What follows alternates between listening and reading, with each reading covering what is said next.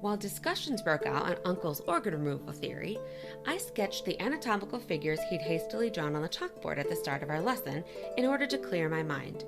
Dissected pigs, frogs, rats, and even more disturbing things such as human intestines and hearts adorned the inside of my pages. My notebook was filled with images of things a lady had no business being fascinated by, yet I couldn't control my curiosity. A shadow fell across my notebook, and somehow I knew it was Thomas before he opened his mouth. "You ought to put the shadow on the left side of the body, else it looks like a pool of blood." Deciding one should never show a mad dog fear, I met Thomas's sharp gaze full on. A small smile played on his lips, and my heart totted in my chest like a carriage horse running through Trafalgar Square. I reminded myself he was a self-important arse and decided the stutter in my heart was strictly due to nerves. I'd rather bathe in formaldehyde than be ousted from class by such a maddening boy, handsome though he might be. That's a quote from Stalking Jack the Ripper by Kerri Maniscalco. This is YA Book Chat, and I'm your host, Leah Stuhler. Hi, I'm Michael. I'm Barbara. And I'm Lauren. We are the hosts of Badass Literature Society, a book review podcast where we take book recommendations from listeners like you, read them, and then discuss them on our show. Join us once a month as we dive into the books you picked and talk about them. And don't miss our bonus episodes covering all sorts of random bookish topics that come out in between reviews. Don't worry, if you want to read one of the books, the first part of each episode is designated spoiler-free, so you can listen and see if you'd like to read it, and then come back and listen to the rest later. You can find Badass Literature Society on Apple Podcasts, iHeartRadio, Spotify, Amazon Podcasts, and anywhere else you like to listen. Now, back to the show. Hello, everybody. Welcome to another episode of YA Book Chat. Thank you so much for listening and being here. And I would like to say a special thank you to all my patrons. I appreciate you, and I could not do this without you guys. You keep me going. And speaking of which, one of my patrons is actually my guest today, which is super fun. We are going to be talking about Stalking Jack the Ripper by Kerri Maniscalco. And I hope I said that right, Kerri. I'm sorry if I didn't. And so my guest today is Sarah, and she is one of my patrons, and I'm so excited to have her here. Welcome, Sarah. Hi, everybody.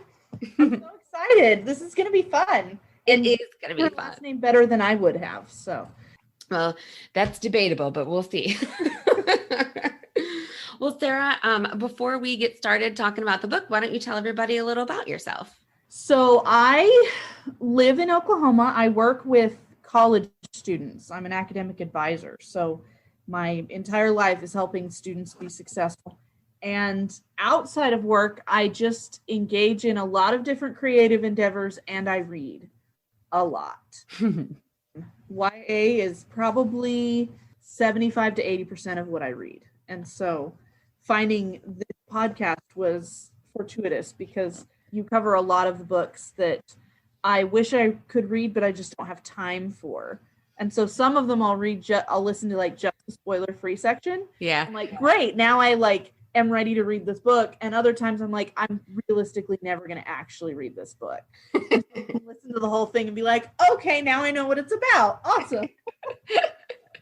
Well, that's good. I'm glad I can be of service for you in that way. Yes. It is so hard because there are so many books and there's just not enough time to read them all. And not enough space. I'm a person who likes to own the books that I read too. Mm-hmm. I'm a book rereader as well. Like I will read things over and over again. And so it's a very expensive habit to have if you are someone who wants to buy them. Yes, I understand that as well. Especially if you are also someone who likes to have, books in a series all match, like I'll be hardcover or paperback, but somebody gives you one that isn't what you already have. So then you have to buy the other one. I mean, just gets pricier. It does. It does. And then book publishers, it's like they don't know who we are because they publish books and they don't match. Or you buy the books in one format and then they decide to re-release them with new covers in the other form. And you're like, well, now I have to buy the ones with the new covers because those covers are better than the ones that I have. Yes. One of my favorite authors, she had a book series and she published the first one and then she published the second one and the covers sort of matched, but didn't really. And then she published the third one, which matched the second one and really didn't match the first one. So her publisher is re-releasing a hardcover of the first one that matches. And thank you. You know who we are as readers. Yes. Of our beings. It's satisfying now. It feels good to be seen. Now, I will say this for everybody listening. So Sarah and I are recording this the week where everybody, except for, I heard this on the news today. So I live in South Carolina, which is apparently one of the only 3 states in the entire country that does not have a load of snow right now. So I'm happy about this. Sarah is in one of the states that is filled with snow and happens to also be living in an area where Zachary Levi is filming a movie. And Sarah and I were discussing pre-recording that I thought that she should go and rescue him from his hotel and, you know, give him a nice place to stay, a home-cooked meal. I mean, I'm sure Zachary could use that right about now. I mean, he can come and stay in my guest bedroom. Our dogs stay, and I mean, if he never leaves, I'm not going to complain about it. I mean, who would? I'm sure he would love a life in small town Oklahoma. You know, you just never know. You just never know. Never do. I mean, Bill Murray lives in Charleston. Now, that's not super small town, Oklahoma, but it's not like Hollywood either. So, yes. You could not pay me enough to live in Southern California, honestly. Gosh, me either. No way. No, thank you. Sorry to those of you who are listening who live there. It is probably a beautiful place to live. And I was born in Southern California, but it's really, really expensive. Yes. And fires, mudslides, lots of things, you know, earthquakes. Yes. Which Oklahoma has earthquakes and snowstorms and tornadoes and ice storms and a few different things. So yeah. See, the other day in the giant snow. So it's been so cold. Wind chills like -22. I grew up in Western New York State, and then I lived in Chicago for 11 years. So I have had my fair share of the snow and the cold and the ice. So I have just moved beyond it, and I'm in my happy place right now. So, all right. Anyways, I just thought all of you should know that Zachary Levi was in a snowstorm and trapped in Sarah's town right now, and that I told her that she should go kidnap him. But anyway. I have been told by several people that I need to go, quote, rescue him, unquote, from his isolation. You know what? So, and if you guys are listening to this and you are like, who is Zachary Levi? First of all, oh man. Second of all, look him up. You will not regret this. And then look up a video on YouTube of him singing. Then you'll really understand. Yes. Yes. If you have Amazon Prime, you can get your Broadway HD subscription and you can watch him in She Loves Me. And it will be one of the most treasured experiences of your life because it's funny. I am doing that. Okay. Anyways, so we are going to cover a book today, everybody. That is why we're here. Mm-hmm. All right. So I am really excited about this book, Stalking Jack the Ripper. I kept on seeing this around, and so I really was wanting to read it for a long time. I am excited also because I don't know why, but you know, there are just certain things in history that we sometimes get obsessed with. And Jack the Ripper has always just been a very fascinating story. And then my husband and I watched a British TV show on Netflix called Ripper Street, which takes place in Whitechapel. But it takes place like just after Jack the Ripper has left England, but it's in his same district where he was. And it follows the police detective who was working on the Jack the Ripper case, but then never solved it. So it takes place after that. And so anyway, so that was really fun to watch. And then after I watched that is when I read this book and was so, I just fell in love with it. So I'm very excited.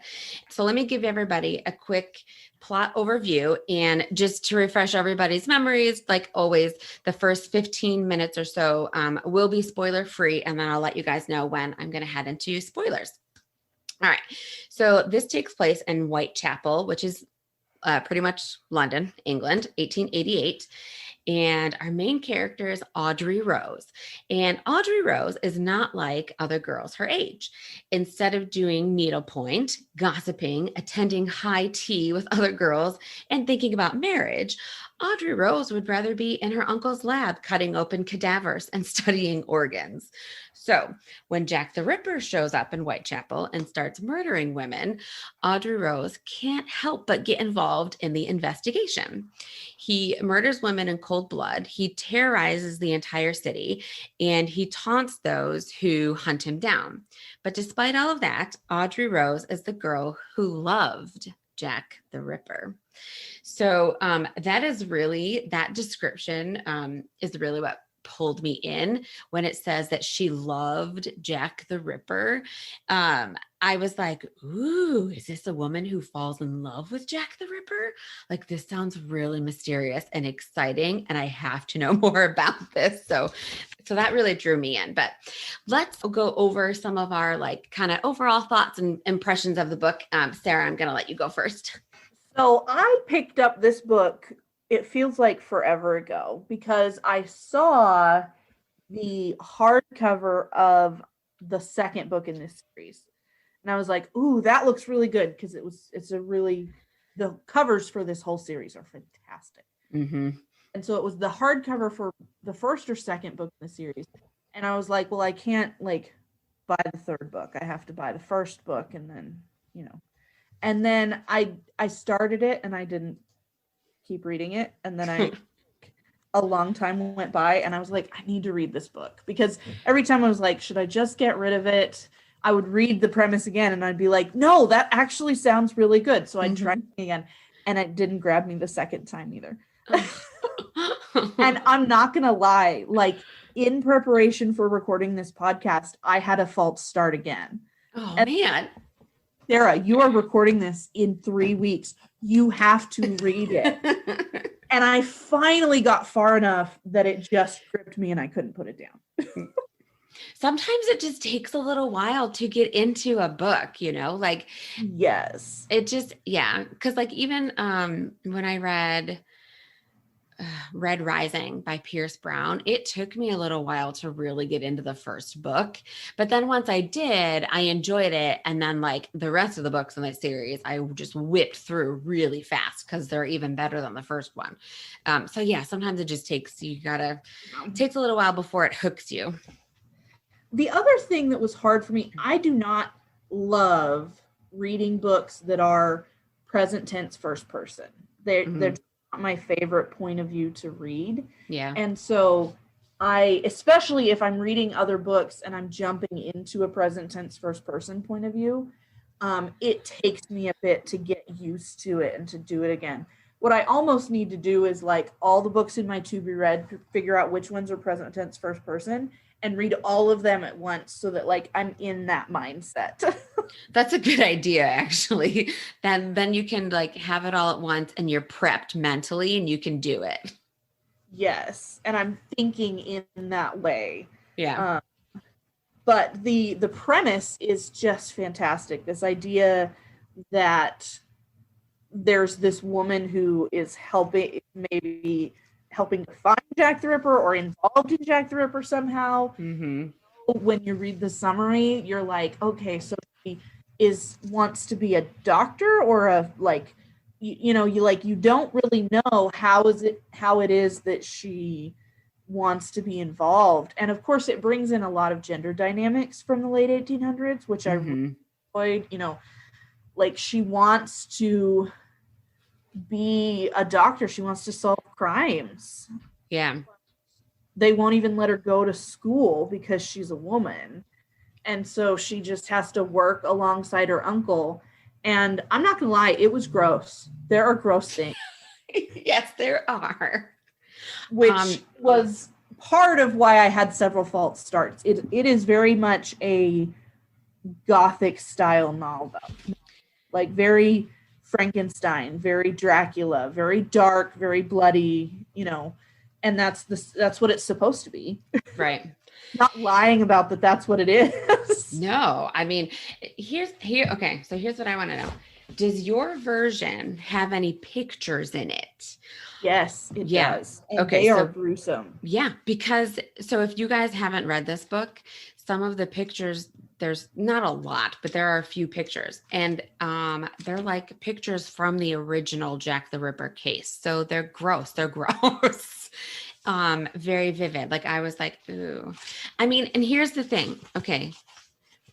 Here's how you know. First, one way that kind of this is going to be like this is because this book is, I guess I should say, presented by James Patterson. And James Patterson himself does, kind of dark, mysterious type stuff. But then here is the first sentence of the book. I placed my thumb and forefinger on the icy flesh, spreading it taut above the breastbone as Uncle had showed me. So, and then, so right away, like you're starting with somebody cutting a body open. Yes. So it's just, and then, of course, in mine, on that first page is a picture of somebody performing an autopsy. So, yeah. It was also very vividly described, which Yes. harder, but at the same time, like speaks to Kerri Maniscalco. I don't know. It's okay. Kerri. I'm gonna be presumptuous and just refer to her by her first name. Like it speaks to her ability as an author to just draw you in and really make you feel like you were there. I just had to get involved enough that I wanted to be there. Right. That you want. This is gross, and I think it smells funny. Mm-hmm. Well, and here much felt like you were there. Oh yeah. I mean, because she describes the scents too. And so not just what things look like, but you really get a full feel and a full sense of it. And then, like I said, when I started reading this, I had just come off of watching the Ripper Street show on Netflix, which is, shows this can be gross. Like when the doctor is dissecting, doing the autopsies, there's some vivid stuff there too. So I'm like, okay, I have that imagery in my head as I'm reading this, plus her very descriptive imagery.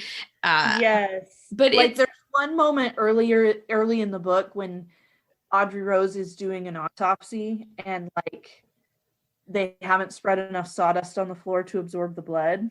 Like, she steps in it and she talks about how her like slippers are covered in blood and they're ruined now. I'm like, oh, that's so gross. Yep. Yeah. She's just like, whatever. That does bring up a very interesting aspect of this book that I really enjoyed throughout the whole thing is you get a very in-depth picture into 1880s like medical techniques and technology and different things. I almost had to remind myself that this was not a fantasy, that like it was a real story and I kept waiting for like it to be someone who is undead. Right. Like I kept waiting for vampires or zombies or magic or demons or something because it almost felt unreal. Right. It did.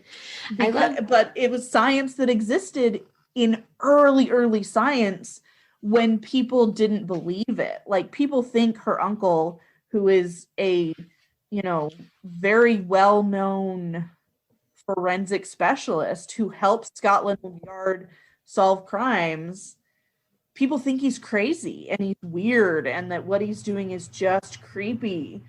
Whereas now it's like, it's just science. Right. Yeah. But then they were like, we don't know what you're doing. We think that you're really weird, Yes. But Which, I mean, he did keep dead bodies in his basement because that's where his laboratory was. So yeah, he I was mean, not weird. right. He did have his weird qualities about him, but that's what made him so lovable. That's why Audrey Rose loved him at any rate. Yes. But his brother, Audrey Rose's father, did not love him. No. And you get that pretty early on in the book, is that their family has some very interesting dynamics that they explore throughout the book that is also very interesting. Yes, they definitely, and we'll get into more of that when we go into spoilers, but yeah, there are some very interesting family dynamics happening in this book.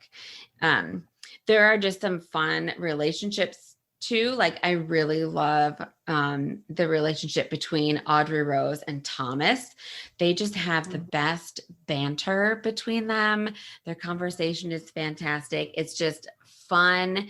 I just really enjoyed exploring that and watching that relationship kind of develop too. I also just loved that. So the author, she wrote at the back of the book what she took from the actual story of Jack the Ripper, the true story, and then what she kind of fictionalized. So, which I thought was really great that she put that information in the back of the book, because I mean, obviously there are some things that we know that were true, but I don't know like all the details, so I found it very helpful, but I like that she did that. And it wasn't like completely 100%, accurate, and that she fictionalized some things and changed a few things here and there. And so I don't know. Again, this is Jack the Ripper is one of those spots where I've always been kind of fascinated by. So I like that she does one that. of the pictures that they use in the book is a picture of like an actual Jack the Ripper letter, which was surreal. Mm-hmm. I was like, wow, that's weird.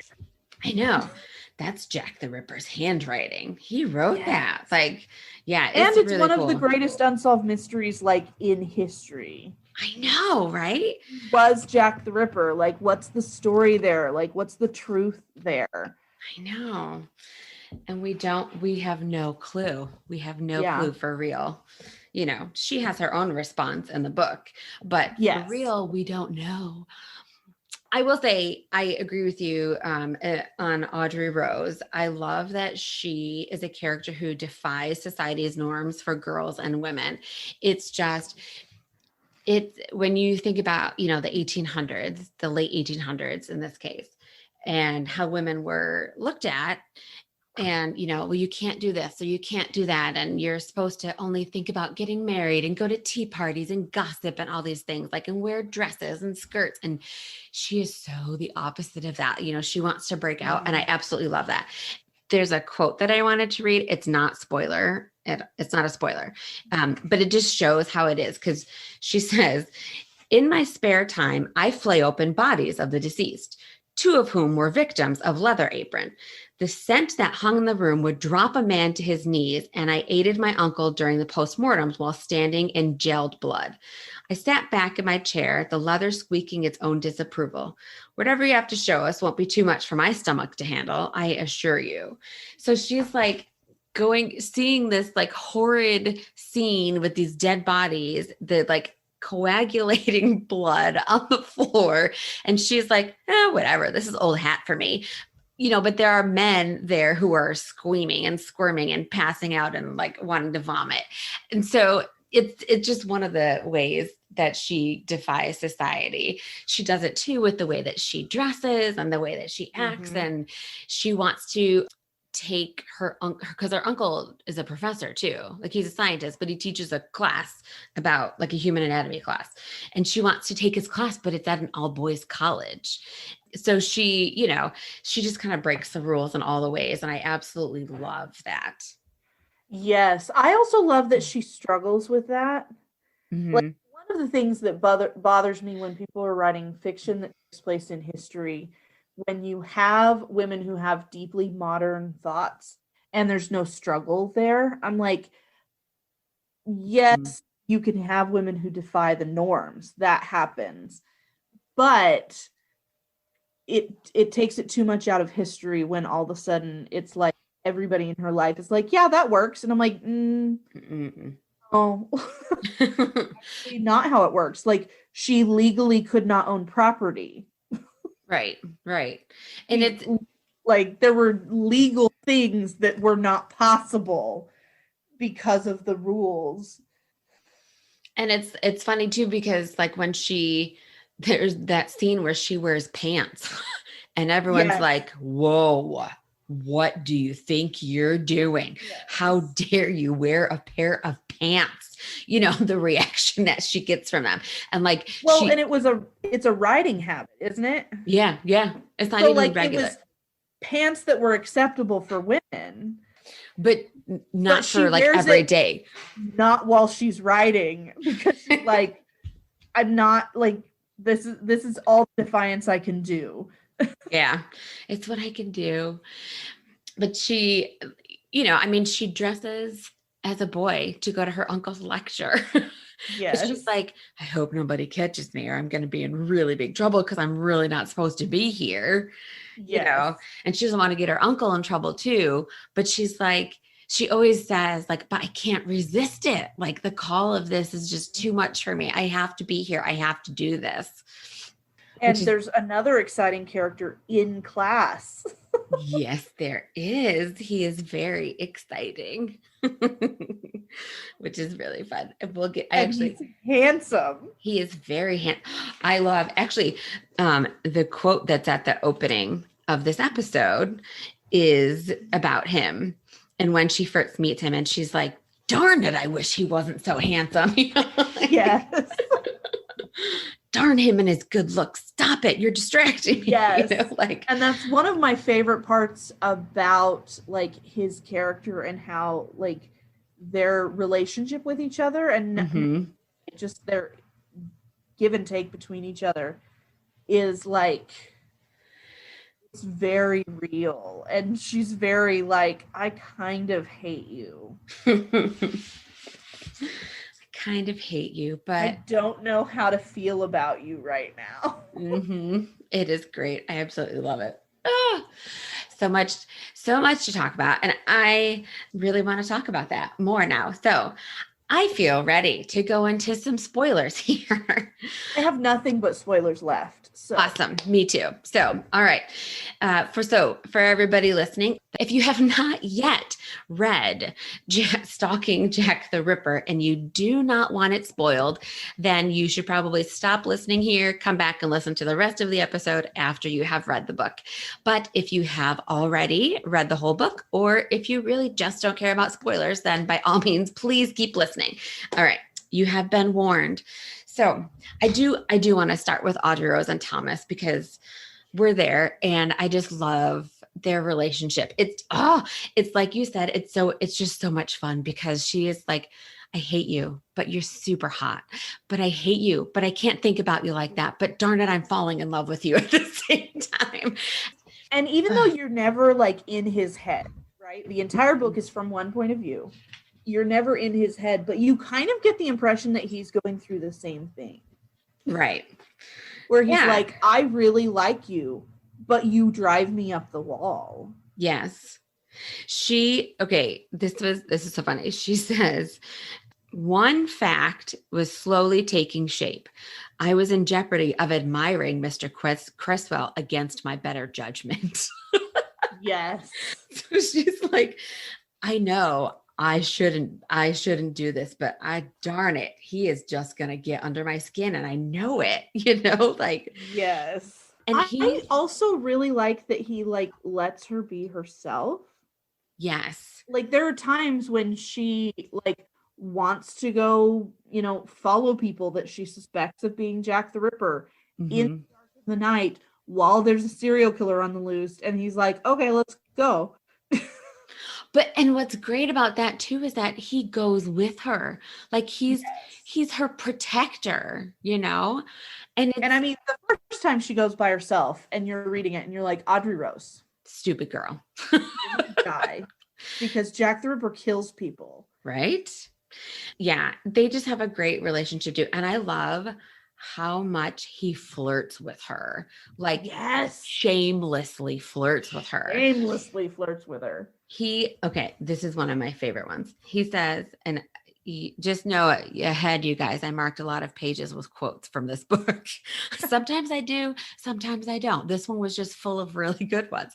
So it says, without lifting his head from his own journal, he said, not having any luck figuring me out then? Don't worry, you'll get better with practice. And yes, he grinned wickedly, eyes fixed on his paper. You'll still fancy me tomorrow, no matter how much you wish otherwise. I'm unpredictable and you adore it. Just as I cannot wrap my massive brain around the equation of you and yet adore it. He's just, oh my gosh, I just love it. He is so flirtatious and so fun with her. And it's one of those like, he knows what he does to her and he takes full advantage of that. Yes. Because he's just like, I know how I make you feel. You won't admit it, but I know. He was a very well-written and complicated character, though, because I did not want to trust him the whole time. Yes. Which, I mean, we know from the blurb on the back of the book, the girl who loved the Ripper. And so you're like, okay, it's someone she's in love with, which like narrows it down to like her uncle, her father, her brother, Thomas, like. There's only so many people who it could be. Because her father has kept her so isolated. Right. Topic for a different time. Yes. But so like, you don't know if you're allowed to like Thomas or if you're allowed to trust Thomas. And his behavior is just enough that you're like, is he that guy who's like the Ted Bundy, really attractive, charismatic serial killer? Like, maybe he's that guy. But you don't want him to be that guy. Like no, the whole you time. Don't want him to be that guy. No, because he's so fun and he's so great and he's the flirty, funny guy who gets under your skin, but you have feelings for him at the same time. But he's just like, I kept on reading it and going, please don't be Thomas. Please don't be Thomas. Please don't be Thomas. Like I desperately did not want Jack the Ripper to be Thomas. So I was very happy at the end when it was not Thomas. Yes. I was like, oh, thank the Lord. I'm glad it's not you. I sort of had an inkling that it was not Thomas. Yeah. We've seen blurbs about the following books. Okay. I wasn't going to admit it, but since you said that, I did the same thing. I was like, okay. I got desperate at one point and I was like, I cannot take this anymore. And I actually just wanted to kind of see too, like what the next book was about. And when I looked, I was like, oh, all right, good. It's not going to be him because he's in the next book. Yeah. So, I did not realize until fairly late in the publishing series of these books that they were not like 4 standalones that just took, first I thought it was like Audrey Rose and Thomas, and then we were going to meet someone like her cousin who was the main character in the second book, Right. Like they were the same kind of stories, dealt with the same group of people. I did not realize that like the other books are also Audrey Rose. Yeah. And so when I read about the second book, it was because I was not expecting to find out that it was Audrey Rose and Thomas in the next book. I didn't even know if Audrey Rose might die. Well, let me tell you, there were a few points during the story where that was very likely to happen. Yes. The first time she goes out completely by herself and doesn't tell anybody. I mean, if you read like Victorian or Regency fiction, they talk all the time about how women aren't allowed to be out by themselves in London, right? In broad daylight.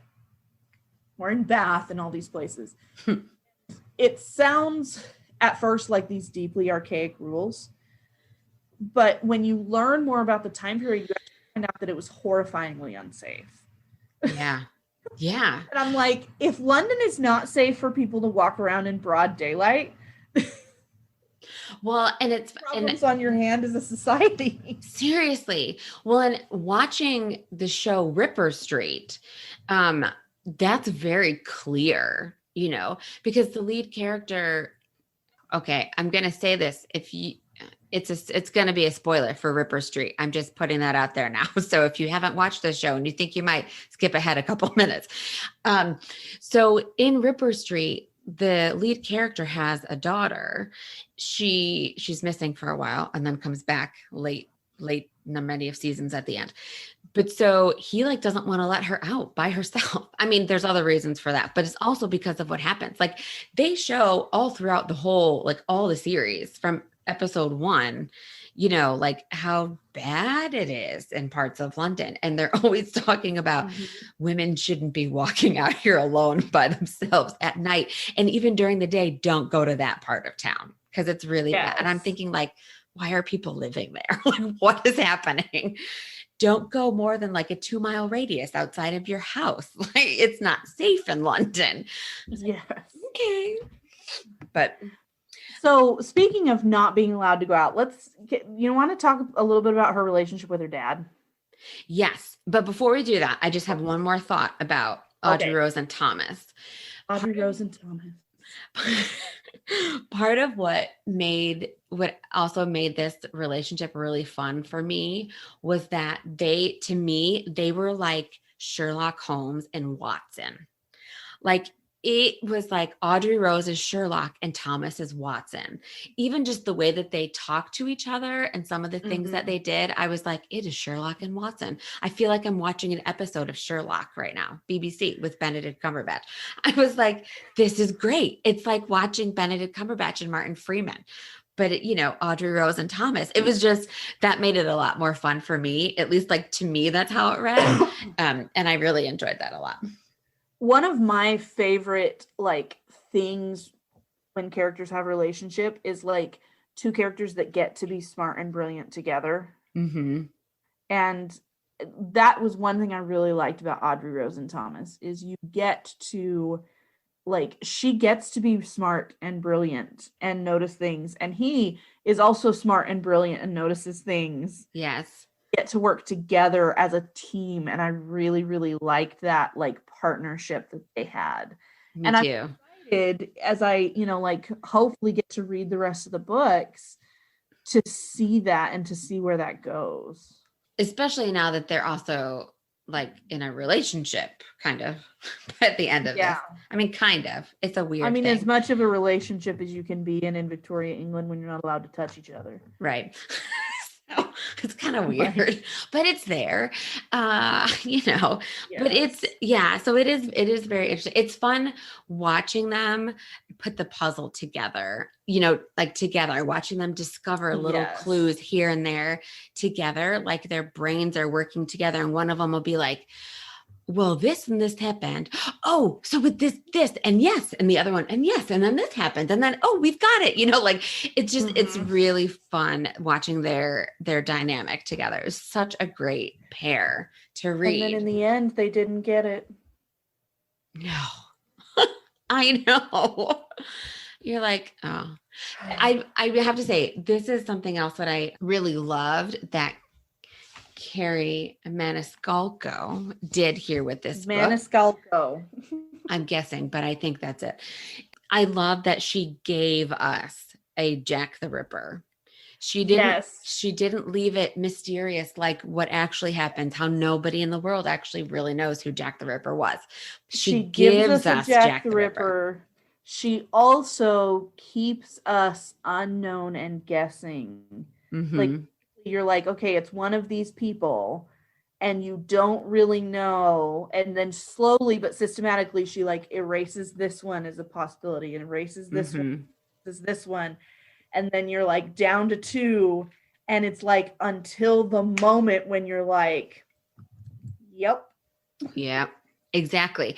And then, so after, when I finished it, or as I was ending it and I was realizing, okay, this is who Jack the Ripper is, I went back and was looking at some of the pages that I marked and I was like, oh my gosh. And I thought, wait a minute, didn't he say something like this? And so like, I actually have a whole list of, there are clues. She gives clues throughout the book, you just don't put them all together until Yes. I mean, like you're supposed to. She's a good author, Yeah. so she did that way. But she did put little clues in there. Like after I read it, I went back and I was like, gosh darn it all. She was telling us who it was the whole time.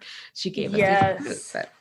Which I had sort of guessed who it really was. I was like, I feel like this is who it is fairly early on, Mm-hmm. but I doubted myself quite often throughout the book. But anyway. Yeah, we can talk about her dad. So her dad is so interesting to me. So her dad is someone who's basically tortured by the fact that his wife died. Mm-hmm.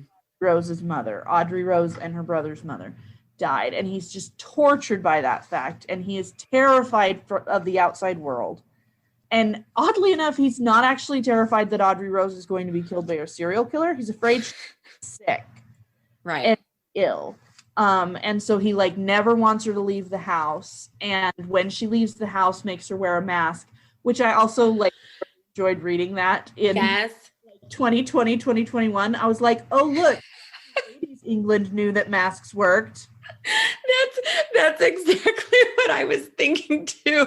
I could not have read this. We could not have read this book at a more appropriate time. It was so funny. Like I remember reading the first time that pops up in the book and he wants her to wear a mask and I busted up laughing. I was like, yes. Yeah. Which, I mean, London was a horrifically dirty city. Mm-hmm. It was gross. Have you ever heard about the London killer fog? I don't think so. So there was a period of time, and it's way more recently than you expect. I'm going to tell you this story, and you're going to expect it to have been in the 20s.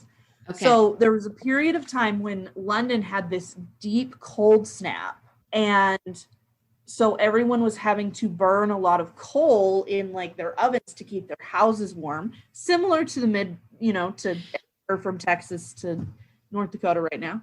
Yep. But they, in the poorer parts of the city where everybody had bought really cheap coal, the emissions turned the fog acidic. And so the fog was deadly. Like literally the air was acidic and you couldn't breathe it. I feel like this was on an episode of The Crown. So it was in 1952. So it probably. Yeah, it was. Like, okay. You're like, how does that happen in modern day? Right. But yeah. So like, and that's just a picture of how dirty London has been historically as a city. Yeah. Because it's not like it was any cleaner. No. Well, and the thing is too, people have known that masks work for a long time also because if you think about like the plague doctors, this is where a lot of those like steampunk, like masks with the long pointy noses come from, because when the plague, those doctors would wear those. They would wear those masks to protect themselves. Yes. So London also had a population of somewhere between 1 and 5 million people. So like in 1800, the population of London was 1 million. Mm-hmm. By 1900, the population was 6.7 million. It was crazy. Huge, like it was just a very heavily populated city. Yeah. There were a lot of people. And so her dad was probably not wrong. No, I'm sure he wasn't wrong. It's just funny because he's worried about her getting sick and not killed by Jack the Ripper. Yes. But he also like is so very against her spending time with her uncle. Yes. Well, because find out that it was because her uncle like tried to save her mother and couldn't. Right. So he's mad at the uncle or doesn't want her to be with the uncle for that reason and doesn't want her to end up like the uncle. It was a very interesting picture of how grief like people and changes people, which you find out her dad has a substance abuse problem. Right. And we definitely get more on how grief affects people when, we get to her brother being Jack the Ripper and what he's doing down there in that hidden dark basement lair. So yeah, I mean, grief really does strange things to people, It does. in a serious note there. It does do strange things. Well, and her uncle is a very interesting character as well. And her uncle actually gets arrested. Right. Because the Scotland Yard is like, we need them to think that we're capturing some people. So they arrested everybody who might have anything to do with it. Basically, they like threw darts at a wall to see what would stick. And then if it stopped, they knew they had one of the 6 people. Right. And because he was seen as weird, he got arrested. Well, also he was set up. So that's the other reason he got arrested. Yes. He also like had the skill set, because that's been a very common thing that Jack the Ripper has, known. Right. He obviously had some kind of medical skill set, but not her uncle. Nope. I did love her uncle though. And one reason that I loved him too was because he supported her so much, and he was encouraging her. Like, he wasn't like, no, get out of here. You're a girl. You shouldn't be doing this stuff. He encouraged her and was teaching her how to do everything. And he was teaching Thomas too, which is how they kind of met that way the first time in her uncle's lab or basement. but then met again when she went to her uncle's class. Yes. But yeah, so I love that he encouraged her and, was like, yeah. See, I felt like he was quite abrasive. And almost felt like he more wanted Audrey Rose there to have an assistant when he needed one. Yeah. He wanted her to like grow out of it at some point. Like, in the name of science, I need an extra set of hands, and Thomas can't be my only set of hands because I have to send him out places. And so you get to be here to help me because I need you. He just struck me as a very selfish person. He does come across like that too. You're right. And so I found him to be abrasive and selfish. And I did not appreciate that he had like tried a heart transplant to save her mother when he knew the science was so bad, which, yes, he was pressured by Audrey Rose's father, but I was like, you never should have attempted it. No. And I agree with you 100% on there. I mean, a heart transplant, when you don't know anything about it, on your sister-in-law, like, that's already had a weak heart and had been sick. Right. I mean, that's a really big deal. So you got to be really careful there with that kind of thing. And he just wasn't, which is what causes the issue. Yeah. That is one aspect of the book that I did not love, is that I kind of felt like there was a part, it was probably about between 60 and 80% of the way through, where I didn't feel like I understood anything that was going on. Okay. Like, when she finds out that her uncle had actually attempted the heart transplant and hadn't just medically tried to save her with medicine. And when you find out that Thomas's mother also died and also had a gallbladder transplant, and like, you find out all of these things in history all at one time. And I was like, I don't understand how like any of this fits together. You eventually, like, once I got like 80% of the way through, I either saw how it fit together or it didn't matter. And so I was able to just move on. But there were periods of time where I was like, wait a minute, that does not make any sense. But okay. Yeah, no, I agree with you completely. Because there were times when I thought the same thing. I was like, is this a piece of information I need to remember for later? Is this going to be relevant? Or is this one of those... Like, for example, Thomas is buying the unclaimed bodies. Right. To do his own experiments. And she's like, okay, you're doing your own research. And then her brother's like, well, his mother died and had a gallbladder transplant that uncle did, that da-da-da-da-da. And you're like, but wait. And then you find out that one of the bodies he bought wasn't really unclaimed. And I was like, what is the point of any of that? I didn't Right. like. Well, I think part of that was supposed to make Thomas look suspicious. Yes, because it does. Because one of the women who Jack the Ripper killed was missing a gallbladder. Right.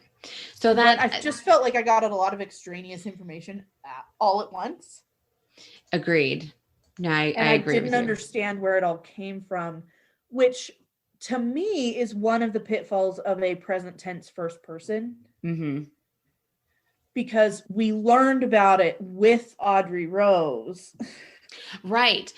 And unless we were going to get it all in one big information dump conversation, only got like the bare bones details of what was going on. Right. It was also, you know, a red herring being planted by Jack the Ripper to her. Yes, that's true. I kind of felt similarly about the guy that worked at Scotland Yard. Yeah. That you like randomly find out her dad gave permission to court her.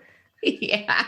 And it's like, she's like, wait a minute. And she's mad at him and you never see him again. I know. I was like, well, what? It was just kind of funny though. Like it was kind of a good, like, yes, comic relief type moment. I mean, you meet this guy and he's being nice and he's like, hey, come help me on the case. And you're like, ooh, this is Jack the Ripper. Maybe this guy could be her love interest. Very interesting. And then all of a sudden her dad like storms down to the scene and is like, I didn't give you permission to court her so that you could bring her to a murder scene. And you're like, wait a minute. And she's like, what? She had no clue. It was a good shock factor moment too. But it also struck me very like awkward guy trying to like woo the woman, and he's like, hey, she likes dead bodies, I'll invite her to the murder scene. That was really good. How am I gonna win her over? Ooh, she can come to the murder scene with me. This is great. Let's show her a flayed body, she'll like me then. Which by the way, I feel like was another clue from the author, that scene, because her brother is there. And as we all know from every TV crime drama show, the perpetrator, the guilty person, often shows up at the scene of the crime at some point. So, but her father is also there. Right. So when the medium is like, you got yelled at by the killer, she's like, there were like 4 men there that were all mad at me and yelling at me about stuff. Right. But your head kind of, at least mine did, my head immediately went to her dad and then her brother. So I was like, it's got to be one of them. And then, Kerri kind of points us towards her dad, but I was like, no, that's way too obvious now. I had already kind of gotten an inkling that it was her brother at that point. Yeah. And so I was like, I think it's her brother, but it could be her dad. Yeah. It's one of those like, okay, so I just finished watching Bridgerton, and I had an inkling on who Lady Whistledown was, but then they make you think in the very last episode that it's somebody else. And then at the very end, I found out, no, it was the person who I thought it was. So it's kind of the same. Yeah, it's the same.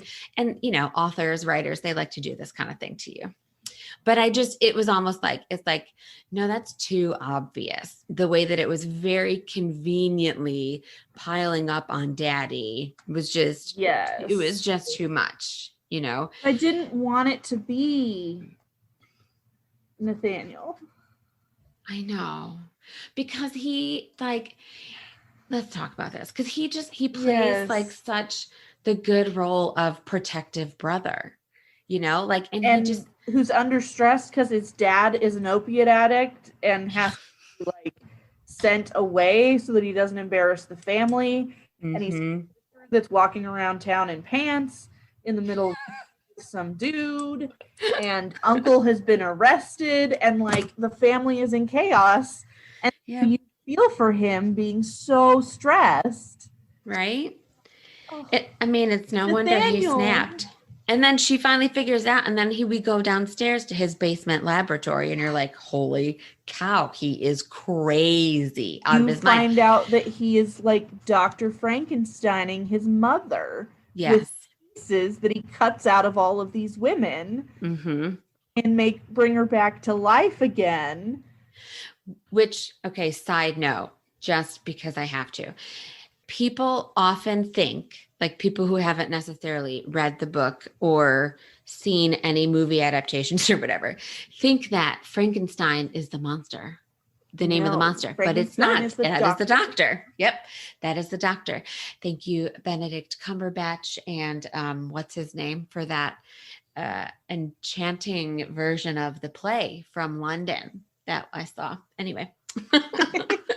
But yeah, people think that Frankenstein was the name of the monster, but it wasn't. It's the doctor. But Yes. yeah, I mean, that was exactly, she walks down there and sees all that stuff. And I was like, holy crap, he is Dr. Frankenstein. And I'm picturing this. And again, because I had watched the play Frankenstein from London, and it had Benedict Cumberbatch was in it and Johnny Lee Miller. I was trying to think of his name. Johnny Lee Miller. Each of them, Both of them. That's like Sherlock. I know.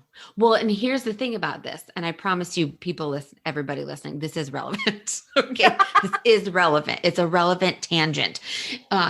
So Johnny Lee Miller and Benedict Cumberbatch both learned both parts. They both played both parts. So there were some performances where Benedict Cumberbatch was the creature and Johnny Lee Miller was Dr. Frankenstein. And then there were some performances where they switched. And so I think it was put into theaters like as a Fathom Events, one of those things where they do like the special movies or whatever. And then PBS, I think it was either PBS broadcast it or the Playhouse in London put it up for viewing like on YouTube for like a weekend or something. So I was able to watch both of them, each of their interpretations, which is fantastic. But when they put the creature together and the creature comes to life, like it's crazy to see, like, because the creature he's got like stitching and stuff all over him. He looks very rough around the edges. And then Dr. Frankenstein makes a bride for the creature and she looks the same. And so I had these like very vivid images of the creature in my mind as I'm reading this. And like, this is what I'm seeing as we are getting the description of Nathaniel and Audrey Rose's poor mother on the table in pieces. And he's just tried to stitch them back together. Yeah, this is where like Kerri's extremely great descriptiveness was horrifying. Yes. Because you really get it. And it was like, I also really loved the moment where Audrey Rose is like, Nathaniel, you can't do this. And there's a tiny part of her that's like, but what if it would work and bring mother back to us? Like, yes, this idea that grief can do that to you, where you're like, but what if they could be alive? Right. And that's what's driving him.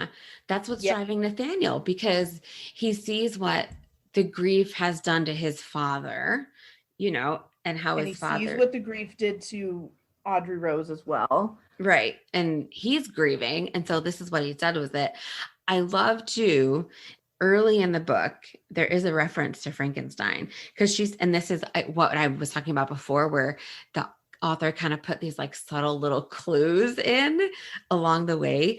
Cause she says, where is it? The curved scythe-like blade of the amputation knife, the bone saws, and the imposing glass and metal syringes wouldn't be out of place in a Gothic novel, such as both Nathaniel and my childhood favorite, Frankenstein. So she puts that in there, and then lo and behold, there's Frankenstein's creature in the basement of their house. It's just, it is horrifying. Mm-hmm. It and really the way is. It all plays out, and then Nathaniel dies. I know. And Which I'm kind of glad that she didn't try and redeem him. Yeah. Because it would have been disingenuous to me to the reality of Jack the Ripper. Right. And the horrifying, like, what actually happened. I'm like, no. So as much as like in those final moments before he dies, I was so torn because I was like, I know that there's not going to be a good ending for Nathaniel no matter what, because this is the late 1800s. And based on the show that I watched, again, this is great. I based things off of TV, not actual reality. No, but I know that it was based off of true things. But you know, like he would have been hung or something, like he would have been killed anyway. So it's kind of like, well, there's no way that this is going to end for him except death. But there was still this tiny part of me that was like, please don't kill Nathaniel. Please don't kill Nathaniel. Because he was such a good brother to her and so devoted. And I loved seeing that relationship, you know, and it's sad because you don't want him to die. And you're just like, he's just crazy grief stricken right now. But, you know, at the same time, I knew it had to happen. So... But rather at their hands and dying that way than, you know, being hung on a gallows somewhere. So for sure. Yeah. I do like too at the end that Audrey Rose and her dad, you know, kind of come to grips with things and come to a good understanding. So I had a hard time because she makes the statement at one point, I've seen too many horrific things. I just can't do this anymore. And then her dad is like, I'm going to send you to a forensic school. Yeah. And she's like, okay. And it'll be interesting to see if that comes into play in the next one. Yeah. Like if this like indecision that she has with if what she had always wanted for her entire life is what she really wanted. Right. Because what happened with Nathaniel could change her trajectory completely, or it could enforce what she like always wanted. Right. It's funny that you bring this up because I actually had just opened up to that exact page where this happens. Because she says Nathaniel involved himself in science and ended up buried. Perhaps it was a sign that I needed to give it up as well, because she's tired of fighting both society and life. Giving in felt weak, but the gaping hole in my chest swallowed any burning desire to carve my own path. So I feel like it was like because of Nathaniel, because of what happened to him, you know, she's like, I don't know if I should do this anymore because look what happened to him. So is it maybe, does she have this tiny little bit of fear in her? Like, oh gosh, is that going to happen to me too? You know? Yes. But then Daddy's like, oh, I'm going to send you to a forensic school. And oh, Thomas is going with you. Oh, well, then it'll be fine because she's really getting to like officially learn and go to school and maybe doing it in the correct way will help her. And then having Thomas there with her will be like, okay, so he can kind of keep me in line, you know? Yeah. And although, she wants you to know go what to you school. don't do if you're a dad? 18-year-olds to school together. I did think that was kind of fun. I was like, so, especially in this time period. Like, yeah. So she's not allowed to walk around London by herself, but you're going to send her on a train trip to another country with her boyfriend. Yeah. Great thinking, Dad, where they're going to live on their own, you know? Yeah. So That's going to end well. Right. Are we going to see a baby in one of these books? Maybe. Although I will say this though.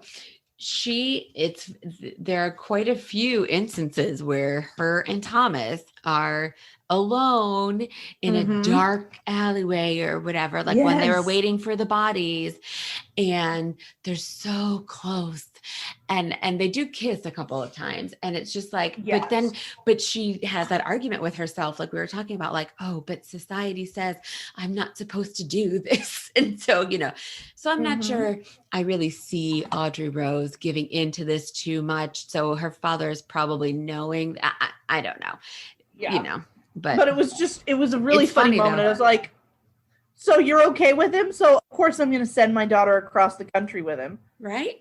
Why not? Oh my gosh. All the things. All right. Did you have any other thoughts? Any other final thoughts? Anything we missed, didn't hit yet? No. Yeah, I don't think so either. I just absolutely loved this book, raging endorsement right here. And I am excited to read the other ones too. What I like about this is that I feel like with the series that this book came to its own like really good conclusion and ending. So I have been able to take a break and read other things because I don't feel like I have to jump right onto the next one in order to keep the story going, because the next one follows a different historical character who she stalks or gets involved. I don't even know who the next one is off the top of my head. I read the blurb in the back. That's like the first chapter. What's the next one? The next one Dracula. is... The next one's Dracula, Yes. Which I am wanting to read because that's another one of my like Hunting fascinations. Prince Dracula. Oh, that's going to be good too. Yes. So I just like that. I like that it's a series that I can put down for a little bit if I want to and come back to it and not feel like, oh my gosh, this is killing me because I can't read the next book right away type of thing.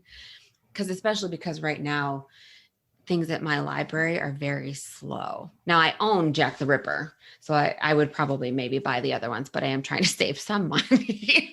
Can't buy every book. Well, I've never had to do this before, but when Sarah and I were recording, right at the end, of course, my internet went out and we tried again to get the ending, but I completely lost the recording.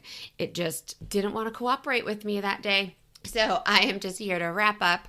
Sarah and I both really enjoyed this book, Stalking Jack the Ripper by Kerri Maniscalco. And I hope that you enjoyed this episode. Thanks again for listening, and we will chat again soon. Today's episode featured the book Stalking Jack the Ripper by Kerri Maniscalco. Be sure to follow YA Book Chat on Instagram, and don't forget to subscribe so you get your podcast episodes as soon as they are available. And have you checked out the YA Book Chat Patreon? There are lots of benefits that you won't want to miss out on. Just click the link in the show notes for today to find out more information. YA Book Chat was created, hosted, and edited by me, Leah Stuhler.